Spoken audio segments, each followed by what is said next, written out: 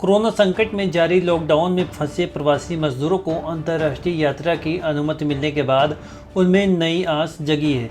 किंतु ये सवाल बरकरार है कि मुंबई जैसे शहर से लाखों प्रवासी बसों से कैसे उत्तर प्रदेश पहुंच पाएंगे या फिर अपने राज्यों में कैसे पहुंच पाएंगे। इस मामले में उत्तर प्रदेश की तरफ से फिलहाल सूची बनाने के अलावा कोई हलचल नहीं है, लेकिन महाराष्ट्र सरकार ने अपनी तैयारी शुरू कर दी है। मुख्यमंत्री उद्धव ठाकरे ने हाल ही में कहा है कि प्रवासियों को उनके गांव भेजने के लिए रास्ता निकाल रहे हैं। ऐसे ही कोई रास्ता निकलेगा, प्रवासी मजदूरों को उनसे गांव रवाना कर दिया जाएगा।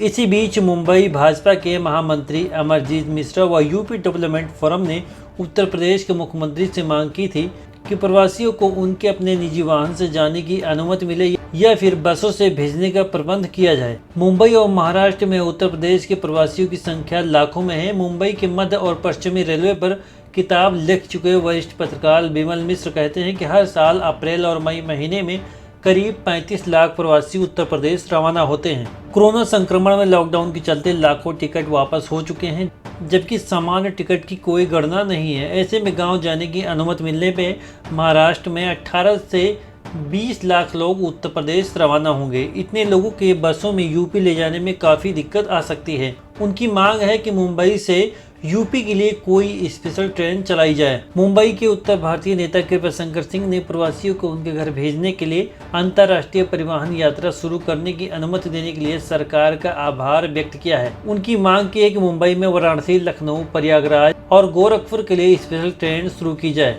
उनका ये भी कहना था कि प्रवासी किराया देने के लिए बिल्कुल तैयार हैं। महाराष्ट्र के परिवहन मंत्री अनिल परब ने बुधवार को कहा है कि राज्य सड़क परिवहन निगम एसटी की 1000 बसों को तैयार कर रखा गया है।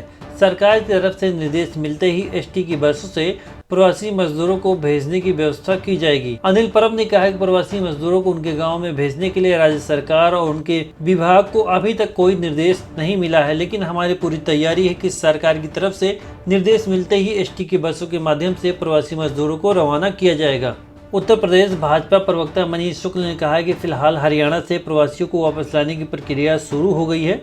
29 अप्रैल से मध्य प्रदेश से लोगों को वापस लाने की शुरुआत हुई है। इसके बाद महाराष्ट्र प्रवासियों को उत्तर प्रदेश वापस लाने की व्यवस्था की जाएगी। मनीष शुक्ल ने कहा है महाराष्ट्र से आने वालों की संख्या काफ़ी अधिक है, इसलिए इसके मुताबिक व्यवस्था की जाएगी। गृह मंत्रालय ने लॉकडाउन में कई जिलों को राहत देने की बात कही है। ट्वीट के जरिए गृह मंत्रालय ने कहा है कि नई गाइडलाइन के बारे में आने वाले दिनों में जानकारी दी जाएगी कि कहां की 4 मई से किन जिलों में लॉकडाउन के नियमों में छूट दी जाएगी। इससे पहले गृह मंत्रालय ने फंसे प्रवासी मजदूर, छात्र, तीर्थयात्री और सैलानियों को अपने राज्य में वापस जाने की इजाज़त दे दी गई है। केंद्र सरकार ने लॉकडाउन में प्रवासी मजदूरों, छात्रों, पर्यटक को छूट दी है। हालांकि ये समझना सबसे ज़्यादा जरूरी है कि ये छूट फंसे लोगों को नहीं बल्कि राज्यों और केंद्र शासित प्रदेशों को दी गई है। उनको लाने और ले जाने का मतलब है कि आप अगर फंसे हैं तो आप खुद नहीं जा सकते, बल्कि आपके प्रदेश की सरकार आपको घर पहुंचाने की इंतजाम करेगी।